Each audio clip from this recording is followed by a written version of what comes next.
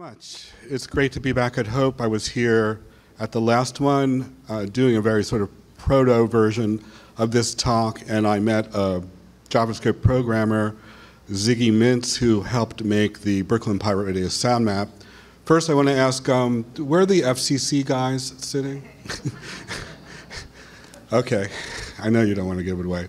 So, welcome to Tracing Invisible Neighborhoods, the Brooklyn Pirate Radio sound map. My website, pirateradiomap.com, is intended to help the user explore the signals and sounds that hover over Flatbush and East Flatbush, Brooklyn, the intangible analog to the diverse, mostly West Indian neighborhoods below. Join the revolution. The radio revolution. 104.7. Team 104.7 FM.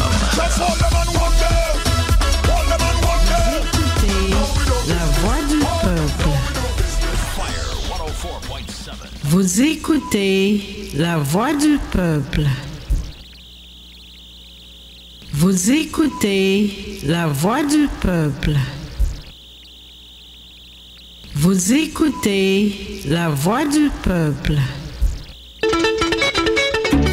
Yeah, they can call us pirate or unofficial, whatever it is, but we are still a family and we'll continue to provide that service for this community. At least the authorities coming with another solution to fixing this situation. The day that they're doing it, so maybe we will think about it again.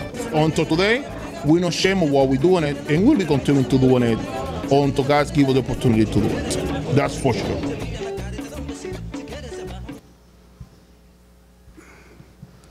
So I'm going to give you the lay of the land for a few minutes, and then we'll check out the map.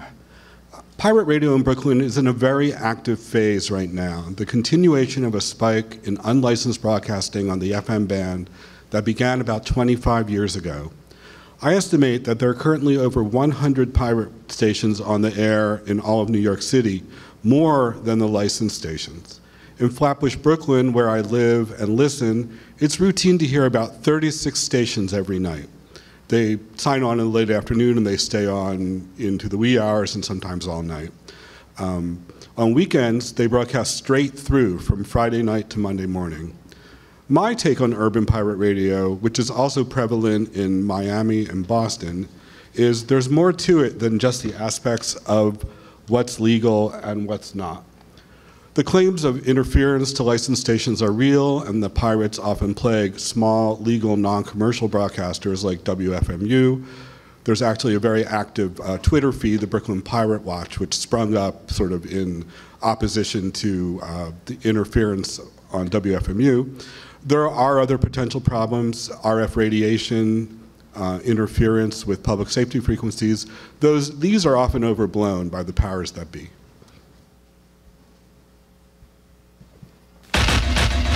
That vibes, bro, nigga. You kidding me? You stick around. But remember, I'm the boss, and I give all the orders. Touch that guy. It's Roadblock Fridays. Yo, this is Goren the One. You're listening to New York City High Energy Station, Vibes Up Radio HD. Vibes up, how you bad, so? How you bad, so? How you rude, so? New York City want to taste of that. Vibes Up Radio to just too real and dangerous. Number one, cause you know it dangerous. This is Montreal and the Viking of Soca, bringing up Vibes Up Radio HD. Big soca tunes ready to explode. Yeah, we ready. Yeah, we ready. I said we ready. Yeah, we ready. Mad. New York City's #1 choice for Caribbean entertainment. Vibes Up Radio HD. We are the station that moves the streets of New York, one beat at a time. We're your high energy station. Make no mistakes about it. Please don't touch that dial. Vibes Up Radio HD will be right back after these words from our sponsors. So the pirates usually get covered in the press as the bad guys, lawbreakers with nothing valuable to offer. For this project, I've talked with people on both sides of the legal divide. I'm interested in how and why this ad hoc, locally focused, internally uncooperative community radio movement claimed its own space on the FM band. Why do the pirates emanate such a high level of radio frequency energy this deep into the digital age? How will they deal with an intensifying government focus on cracking down on pirate radio that came in with Ajit Pai and the Trump administration? Pirate radio in New York City goes back to at least the 70s and was mostly the domain of tech-savvy pranksters playing oldies and sending up the radio of the day. They also liked sort of playing cat and mouse with Judah Mansbach, who was the field investigator at the time. They would listen on VHF frequencies, and when they heard him coming close, they would turn off the transmitter, and then they would hear him say, "What happened? They just went off the air." So activity was limited to a few stations late at night, usually on 91.5 and 91.9. Those were the pirate frequencies of the day. In 1982, there was a New York Times article which said there were 12 stations on, and there was WXY in Long Island and Stereo 9 in Queens. It was an interesting scene, but very small compared to this one. I'm going to give you a little sample. One of the prominent Brooklyn stations, WHOT. So this is very much back then. This is from 1988. Seems like my computer is frozen up. Notice how I'm keeping my composure.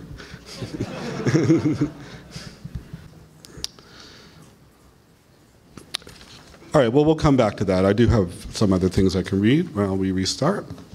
So we'll hear the sample when I come back. The current phase of pirate broadcasting started around the mid-90s and was ignited by a combination of factors. The first one, the high cost of entry for conventional media in the New York City area. It cost many hundreds of dollars an hour for airtime, $75 million or more to buy a station, $300 million now.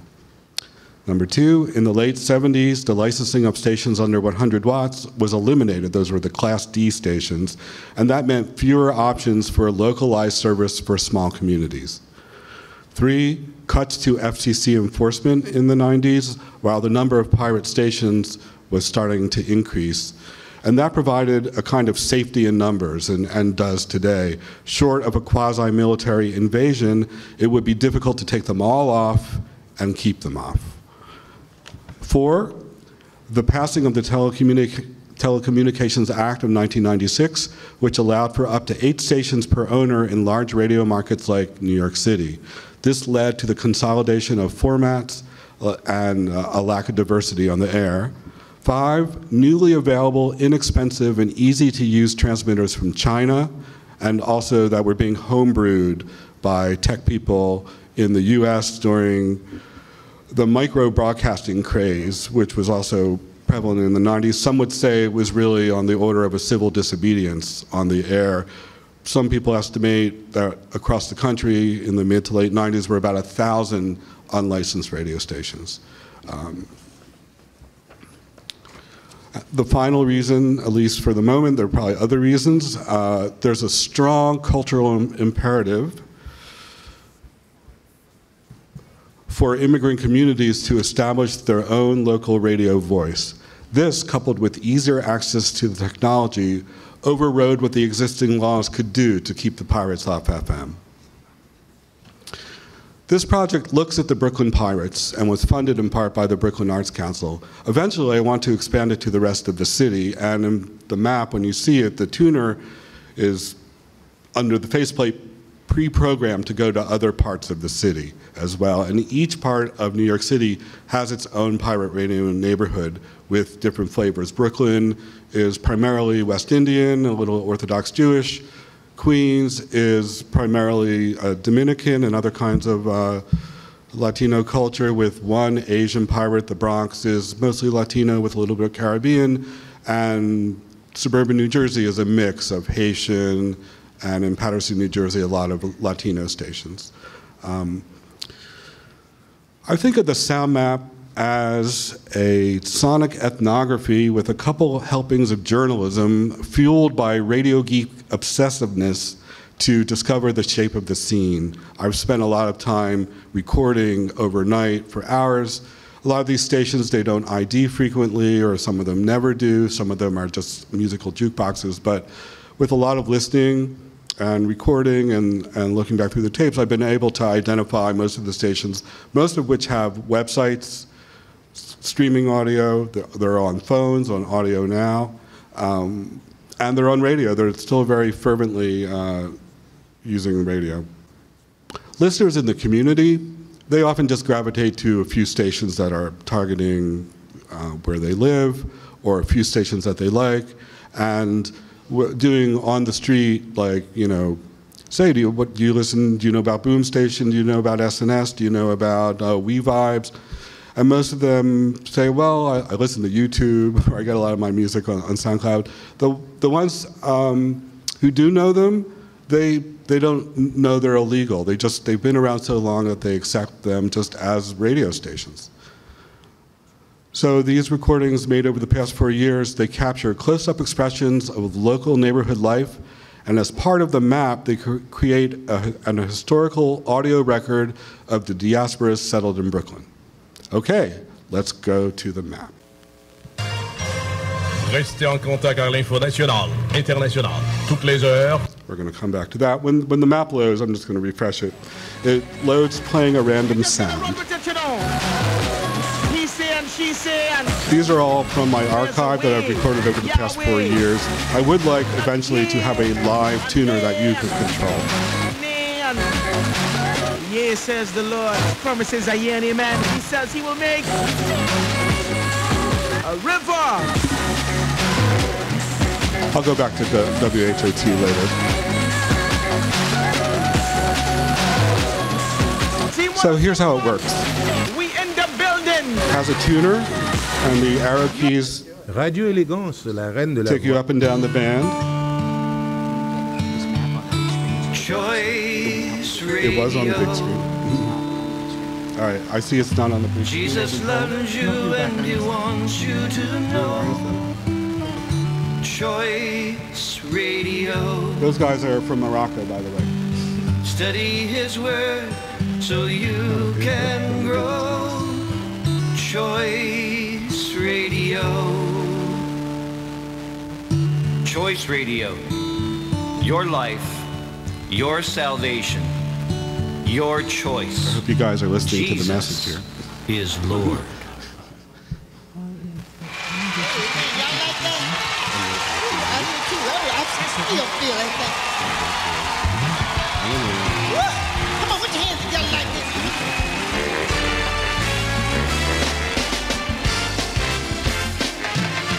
I didn't realize you weren't seeing the map.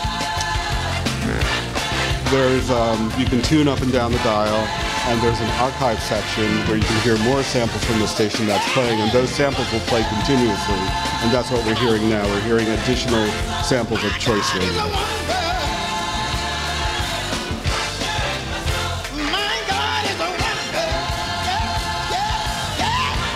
This station is an all-religious station for the Western Maine community called Choice Radio. And most stations have some religious content. There are a few that are tied to churches, and it's all religion all the time. Are you asking a question? Yeah. All right, the question was, how far do these radio stations reach? It could be as little as 24 blocks or as far as 27 miles. That's the farthest one I've heard from New Jersey. I'd say for the most part, 2 to 3 miles, sometimes more. Oh boy. All right, I can just. All right, so see, I thought I was listening for the oohs and ahs, but I didn't hear anything. Thank you for that. So anyway, I hope this doesn't throw the time off too far. So this is the sound map, and it works this way by clicking on the tuning arrows.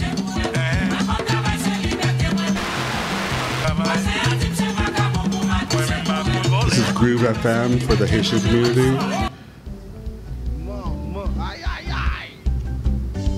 Another Haitian station. And so here's what I was talking about earlier. You can hit the archive button and hear additional samples. You can keep the button open, the archive box open, and see all that is available to you to listen. Good afternoon, New York City. Good afternoon, each and everyone on the outside. This is Hype FM 94.5 on the So on the tuner, you see the name of the station, the frequency number, the file name, and the date, the day, the month and year it was recorded, and if I have it, a logo of the station. And then there's a designation that says on air, off air, or sporadic. If it's off air, it means in the 4 years I've been recording, that station is no longer on the air. If it says sporadic, it means it's hard to tell, it's on very occasionally. So the other way this works, and let me close this, is the map portion, so that you have these 3 zones. Let's click the middle zone, which is the most populous, and you get a list of all the stations that broadcast to that zone. I am not saying that all these stations are located here. In fact, looking at some FCC notices lately, a prominent station which broadcasts to Flatbush was in Carroll Gardens. And there was a case of another station, Fire Station 104.7. They were broadcasting from a skyscraper in Manhattan when they were caught. So, however, you can walk up and down the street and you can see antennas on roofs that are likely pirate radio antennas. Of the 36 stations I hear each night, about a third of them are Haitian and serve the Creole-speaking community. There are at least 80,000 Haitians living in Flatbush, and lately it's been designated as Little Haiti officially by the city government. So 12 radio stations is a lot, and they come on all the time, new ones. So one of the things I've been learning in doing this project is that, especially in the Haitian community, there's a strong cultural need for these stations. Haitians living under the Duvalier regime from 1957. Créole là lui-même qui t'a joué là pendant sur SNS FM 90.1 les 3 de musique. All right, let's listen to this. Bless them, child, let SNS it's me again, child. As I listen, SNS play. Bless them, child, pray on the radio night and day. Yeah, and I say greetings in the mighty name of Yahshua the Christ. Sounds like I was getting playback from somewhere else. Let's go back to the map. Typical. The voice of peace. This is one of the Orthodox Jewish stations, and now I'm just sort of going off script. So that buzz that you heard was on for about 24 hours during the whole Sabbath. The station stops programming at dusk on Friday, and usually they just keep a silent signal on to keep other stations off the frequency, and they're blocking WRHU, Hofstra's college station. But I tuned in and it was like, oh, there's this bus. So I just hit record to see how long it would last. And it lasted until the end of the Sabbath. And then they came back on. There was another station, J-Root Radio, which is now off the air, which I heard on the air during the Sabbath. And, oh, I see I'm not plugged in either. So I texted them because all of these stations have online presences and emails. And they said, no, we weren't on the Sabbath. And I said, well, you were. And, and I guess if they knew, they couldn't say, or they, but they probably didn't know. So there's a lot of automation-induced errors that goes on with these stations. So what I wanted to play, talk a little bit about the Haitian community here. I'm going to play Radio Independence.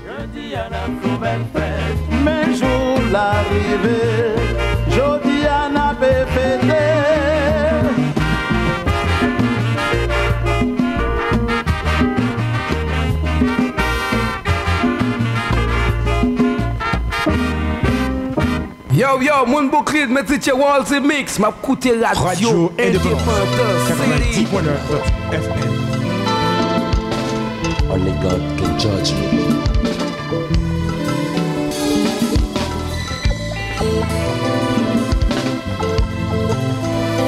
So these stations, they offer a mix of music, but news is really important to them, as I was saying. So. Restez en contact avec l'info nationale, internationale, toutes les heures, le matin et enfin les après-midi. À Radio Lumière, l'information nationale, traitée, commentée. Pour bien informer, il y a une seule radio, Radio Lumière, l'information objective.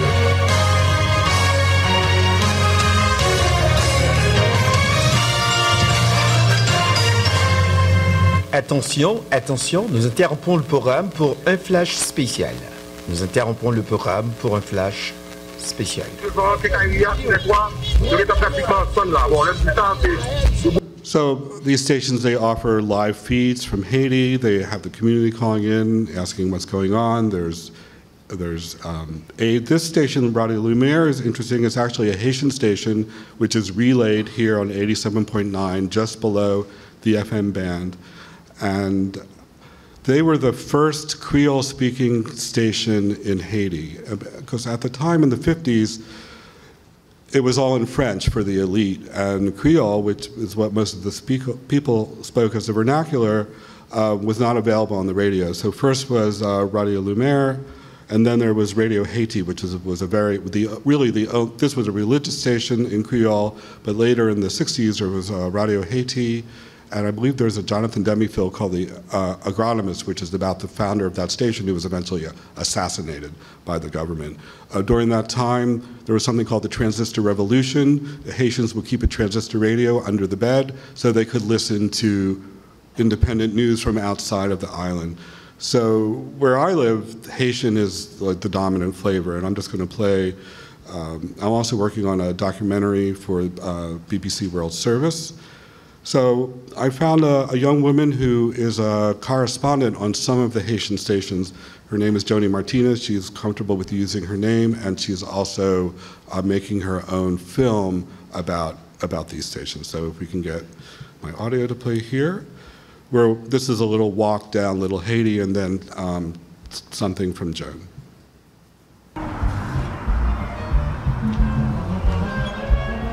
Right now we're standing on the corner of Clarendon Road and Nostrand Avenue in the heart of Brooklyn, which I called one of like the centers for Haiti. It's like another Little Haiti. Kind of like you have like the famous Little Haiti in Miami. So this is like another version of that. But the truth is, it's like anywhere you see like a cluster of, you know, Haitian Americans, Haitians, you know, they live here, they work here, they shop around here.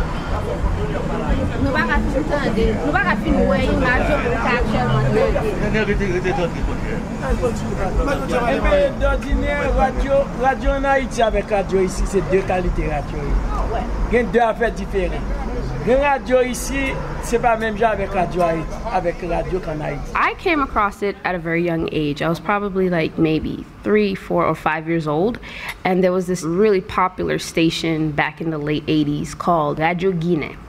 And it was based in Brooklyn. Nobody knows where it was. There are suspicions, but all I know is from Friday night all the way to Sunday night, you would just hear a series of these stations. I only remember like 1 or 2 DJs. One of them was Wilson Desir, this legendary journalist, amazing guy. When he passed, it was just like the horrible thing. However, when I was a kid, we would listen to Radio Guinée every weekend, and it would be the place where you could listen to the latest in Haitian pop music, Haitian rap music. It was also the news. My parents and their friends would all sit around the radio, and they would just be politicking in the living room, getting really loud. You know, it was just like a meeting ground, and the radio was guiding it. Some people have like TV viewing parties. My parents and other younger Haitians in that time, they had the Haitian parties where they would just listen to the radio and just start politicking right then and there, or dancing, singing along, that sort of thing. I'm going to play a sample of a station called Radio Comedy. Radio Ceci, Radio Cela, Radio Cela-bas, Radio Lumière, Radio Étoile, Radio Québec. Moi, c'est Radio Comédie m'tendez. Point barre. Yes.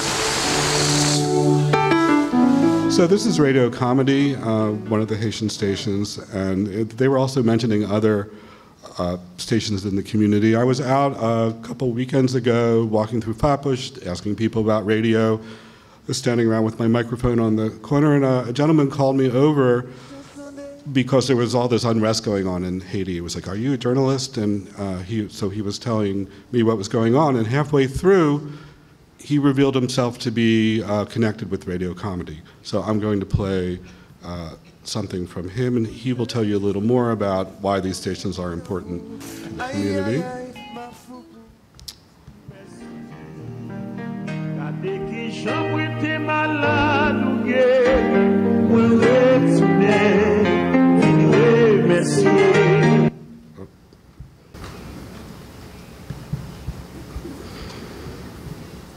The job that we're doing in this community, we know taking a risk, but the people know the value of the radio. Because sometimes there is things that's going on in Haiti. Without those radio, they will not know what's going on. So they come to us to help them out. That's the meaning of the radio. Most of the radio that you see in the community is not to making money. We're putting money out to help the community. I'm a member of one of the radio. We're putting money out. We don't make money from the radio. Oh, so you're a member of one of the stations? Yeah. You want to tell me which one? Comedy. From Black? Yeah. It's one of the most popular ones. Right now we're doing something next month, a boat ride, trying to make money to bring some help and aid. That's the main reason that we have the radio. We don't make money. It's an important point because the forces that don't like the pirates are like they're in it for the money, they're scamming their communities, they're bad actors, quote unquote, which you can't be if you want to have a radio station.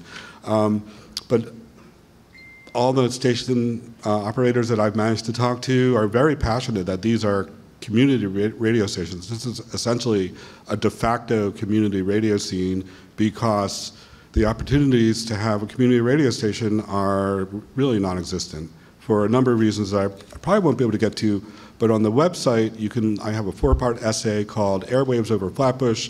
It looks at the current scene, the history, the vagaries of being clandestine, and then thoughts about what the future might be. I do, before I switch back to the website, I want to play a sample. Let me get it up here, so to speak.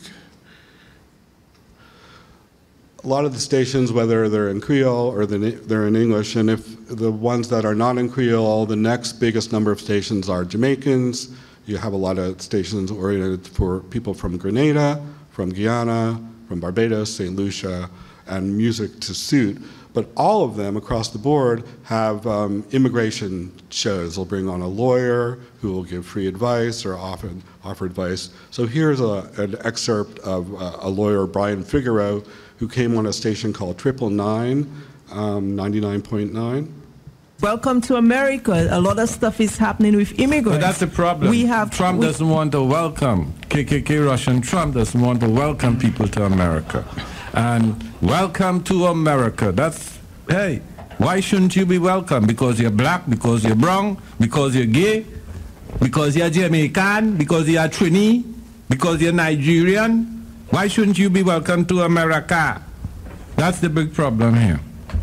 So immigration and Trump and KKK and Russian all go together.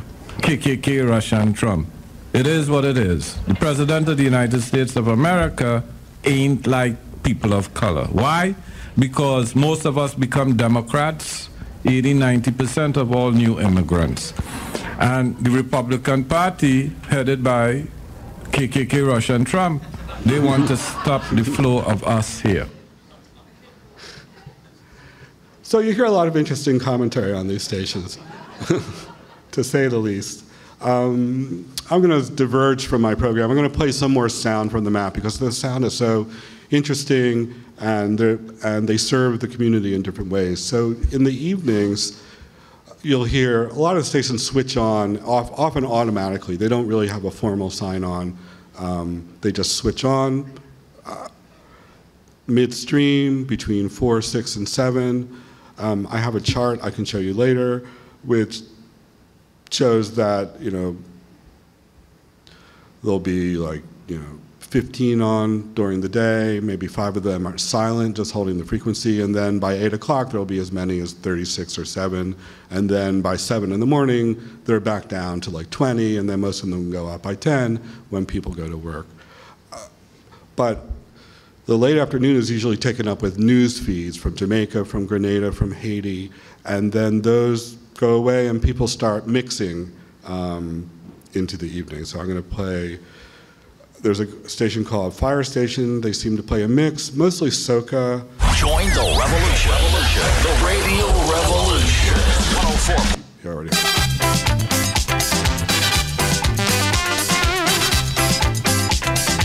Bumpa diggy diggy, bumpa dang dang, bumpa diggy diggy, bumpa dang dang, bumpa. Independence Friday on your radio, your favorite dial.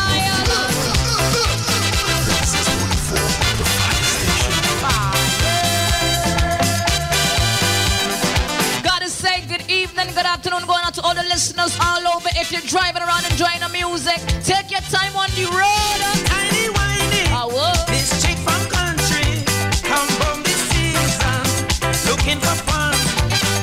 Tiny whiny, went away so long, now she back home. What you wanna do is jump out on Labor Day Sunday? I got to run, I got to jump. You wanna?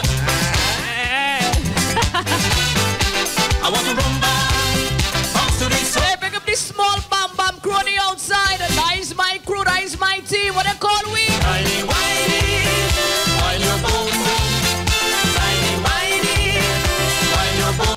All right, I'll just stop it.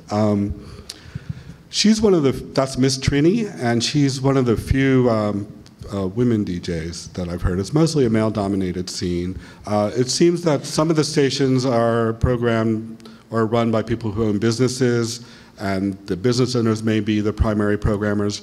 Other stations seem to sell time to some programmers. The stations, they support themselves, often out of their own pockets. When I talked to that man named, he called himself Haitian, he said people call him, who ran Radio Comedy.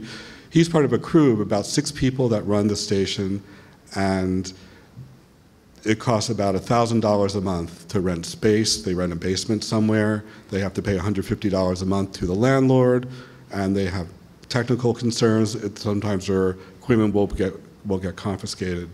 So they do have advertising, and I'm going to play one of these.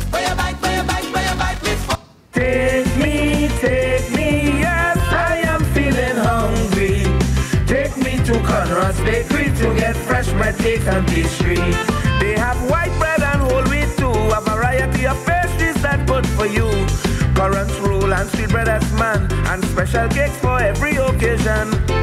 Anything you celebrating, be it birthdays or christening, weddings or anniversary, you can get it all from Conrad's Bakery. So take me, I am feeling hungry. Take me down to Utica by Conrad's, the master baker. Take me, yes, I am feeling hungry. Take me to Conrad's Bakery to get fresh bread, cakes, and pastry. Back to the music. And I hear this ad all the time if I walk around Flatbush. There's an auto repair shop. They often have it on the car that they're playing. And I was like, Conrad's Bakery ad. There's a lot of creativity in these stations. There's also a lot of cultural content. Jamaican proverb. Hungry man say Kane no got no giant. One man's junk is a next man's treasure. But when you think of something for dash way and no place no value pan because your circumstances allow you to do little better, at the same thing where somebody else go find pleasure in her, I go ignore the little 1 and 2 flaw and make the best of and sometimes totally enjoy. When me look on how, when the Bakra master them used to eat the best part of the meat and the fowl, and give we enslaved African foreparents the what left, and how we turn we hand make fashion, convert the what left into. So there's a strong cultural connection to home, and there's also information about how to survive in the new home. We're going back to Radio Lumiere for a second. Don't make me laugh, Natasha. I mean, Natasha. Scooby was not speaking in any French. Scooby-Doo pas parler aucun français. Scooby was not speaking in any French. Scooby pas parler aucun français. We call that in the United States. Aux États-Unis, nous appelons ça voice dubbing. Voice dubbing, c'est doublage voix. C'est là où on a parlé, on a bad bouche li. If you feel something, c'est le même qu'a dit, moi dans la langue que le pas parler. Nous connaissons ça dans le film chinois en Haïti. We call that. So there's language lessons, and I'm going to move to the last thing that I'll play you for now, and then I'll open up to some questions. There's a whole history part and licensing, and I have interviews from the enforcement chief of the FCC, and a lot of that's on the website too. So please, I encourage you to check it out, pirateradiomap.com. Another, as I was saying earlier, important part of this scene is religious, spiritual content. Well, it's time to worship His Majesty. Ah, He's worthy, He's worthy. Ah, somebody help me sing. Sing it again. Worship His Majesty. Oh, worship His Majesty. Jesus, the glory, honor, and praise. Come on, if you have to call, pick up the phone and call now. Sing it now. Don't wait until we are ready to go. I hope you all find this station. Mr. Joseph, I'm saying another second hello to you. I hope you hear this one. Pleasant good afternoon.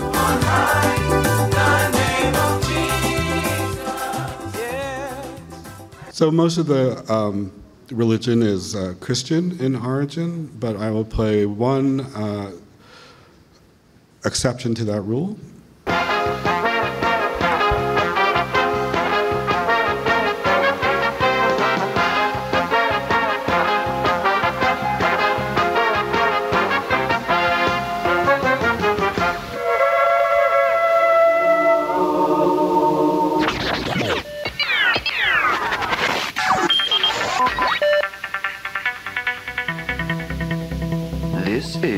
JRootradio.com, the Jewish station that listens to you.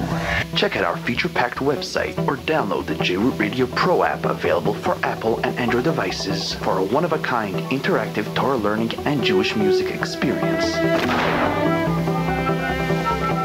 Also remember, you can always listen to us live at 712-432-4217 or access thousands of shows at 718-506-9099. The Jewish station that listens to you. JRootradio.com. So again, I would hear this in bakeries in the Jewish community near where I live. They're now off the air. I actually went to the station. He said, I'm not on the air. What are you talking about? Someone else is doing that. I don't know who. And that's a defense that I hear a lot. The station, the frequency that they were on, 95.1, a legal translator station. It's a big thing that the FCC is allowing AM stations to have translators in FM. So now a Christian station came on 95.1, and the owner of the station said, they targeted us, they targeted our community, but didn't really have anything to do with that, per se. But I guess I could understand how he feels. And I talked to a bishop of a church that had a really interesting station. They're now off the air. And he said, why is it that all the reggae stations stay on, but it's witchcraft that's targeting me? But so anyway, let's open it to questions while we have time. How much power do these stations cover?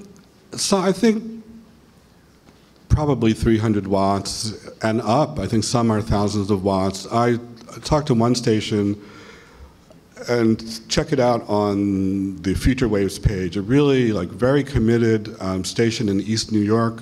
They agreed to talk to me anonymously. Their whole motivation is to be on for their community. They get people out to community meetings. One of the things I talk about is why are, who's listening to these stations when it seems that all these stations have streams and phone access, like I said, and the bishop told me this, and these guys said it's all for the poor and the elderly in their community, the shut-ins, the people in hospitals. Yeah. So I know the process is not exactly easy, and there are restricted windows when you can apply for a permit, but or a license rather. Have any of the stations pursued the low power FM licensing process? No, that's something I was going to talk about. LPFM, which could be its own program, was rising at the same time as micro broadcasters, progressive people, arts groups, and that inspired the FCC, I don't know if inspired is the right word, to open windows of LPFM licensing. It was fought for years by NPR, of all things, and the National Association of Broadcasters. In short, the licensing leaves out urban areas. So LPFM may have satisfied some of those progressive micro broadcasting pirates, but it kind of left urban pirates high and dry. All the station people I've talked with, they're like, yeah, you can come over and talk to me. Could you tell me how I could get a license? I really want to get on the air. And then I tell them what their options are, and they're really very slim. There are, in Queens, there is an Asian LPFM. In Brooklyn, there's supposed to be one. I don't think it's on the air yet. But the guy from Radio Comedy, he said, if we could just get one frequency, we could all be on the same station. They don't feel that they have to all have their own station, but they feel there hasn't been a licensing LPFM window since 2013. And when I talked to Rosemary Harold of the FCC, she was like, well, no, we don't plan to have another one. Really, we've already doubled the amount of stations on the air. So. Hi, actually, first I want to say thanks. Sure. I'm really excited to turn on my radio after probably a decade or more. I had no idea this was floating around because I'm out in Flatbush Junction. I do have one question, though. Are you concerned, because I guess the natural radio is naturally this ephemeral mode of communication, that you're archiving it, that could be used against the people that are broadcasting in the case? Yeah, well, it certainly has caused a few sleepless nights, but I feel it's a really important story to be covered. And what I've been hearing since I released the map, and I must stress that there is no secret information that I'm putting out. That is, anyone who can listen to the radio can hear any of these stations anytime. So the response I'm getting is that these are incredible. I didn't know they were there. I can see why these really serve the community. So I am approaching it as a journalist, but I'm hoping that it will get the message out that these are really important to the community. So. Right. Thank you. Sure. Very interesting. You said you suggested that you've been talking with FCC people to get their sort of side of things. And I was wondering, could you tell us a little bit about the mindset of where they're coming from, what they're thinking? Are the New York area FCC people getting pressure from the federal, from headquarters to crack down more? Are there memos floating around that say, we need to get rid of some of these stations?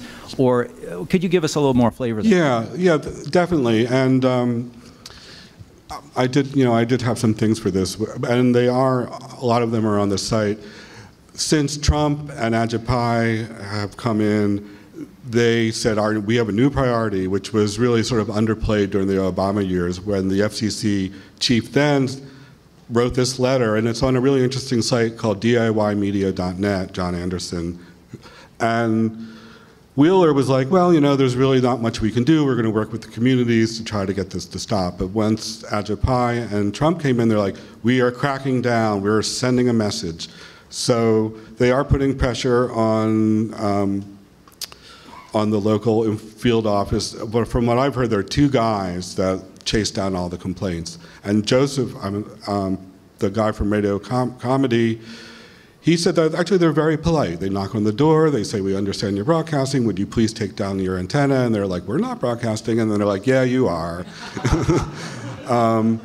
There's something new called the Pirate Act, Preventing Interfering Radio Abuse through enforcement, something like that, which unfortunately has just passed the House, and it will essentially try to shorten the enforcement window, because now there's a complaint, they triangulate and find where the station is, they send an NUO saying you shouldn't be on this, please get off the air, and if they do, there's no penalty. If they remain on the air, they get something called an NAL, Notice of Assessed Liability, you owe us $10,000. Now they're bringing up the fines to up to $2 million on this legislation, and they're going to have 2 mandated sweeps a year, so there's a lot of activity going on to try to crack down. There's another commissioner, O'Reilly, that is anti-pirate, and I'm just going to show very briefly. When this came out, there was a New Yorker article, and Commissioner O'Reilly, who is the most adamant anti-pirate guy, New Yorker article tries to paint a pretty picture of pirate radio while barely discussing the illegal practice harms. So, you know, they are trying to crack down. But what I read between the lines is that they're trying to scare people. They realize that it's so vast that they can't take them all off, but they're trying to send a message. With the big fines, most stations just ignore them. When they get these letters, they stay on the air. Their antenna gets taken down, they wait a few months, and they get a new one and they put it back up. At least that's what's been happening until now. Are you seeing any difference in enforcement between stations that accept advertising and stations that don't? No, I'm not seeing any. And also, I think to answer your question, when I spoke to Rosemary Harold at the FCC, I said, well, you know, what I'm hearing is that there's a lot of cultural importance to these stations in the community, and they're basically, well, we don't care. We're just here to enforce the law. And they get pressure from the state broadcasting associations, too. You said you had photos of transmitters or antennas? I have an antenna photo, but I am going to show one more, another tweet. There, Tim Wu tweeted, could there be a worse waste of federal resources than going after pirate radio stations run by immigrants in Brooklyn? Hey, FCC, how about actually stopping robocalls? And then there was this, I answered some questions for Radio Inc. David Goren should be prosecuted for supporting illegal activity. So see, I sort of get it from both sides. It's like, am I hurting them? I don't think so. Anyway, it sounds like time's up. I do 2 more minutes. Yes, pictures of antennas. That's my radio there. Here's just a typical antenna walking down the street. And this is an amazing honking antenna on top of a small church, which I cut out of the picture. And they're one of the few stations that don't have a web presence. Their preacher comes on every night, talks to his flock, stuff like that. Another thing I was going to say about J-Root Radio is they were busted a couple years back before they went on 95.1. And I have seen forums in what they call the Torah community. It's like, you know, God says it's okay for them to be on the air. No, God says it's wrong. You know. And there's a lot of accusations, and this is also in the Haitian community, that groups within the community are narking on each other, like to get them up there. Okay, thank you so much. Check out pirateradiomap.com. Hey, David, can you tell people where they can find this website again? Like on the screen or verbally? It's pirate. Oh, I do have a. And while he's looking that up, there is a talk tomorrow at I think 6 o'clock about LPFM radio stations, the ones that the FCC used to allow people to get. And this talk tomorrow at 6 o'clock next door is how a hackerspace started a legal FM radio station. Unfortunately, nobody else can do that now because the FCC won't let anybody. There you go. Thanks.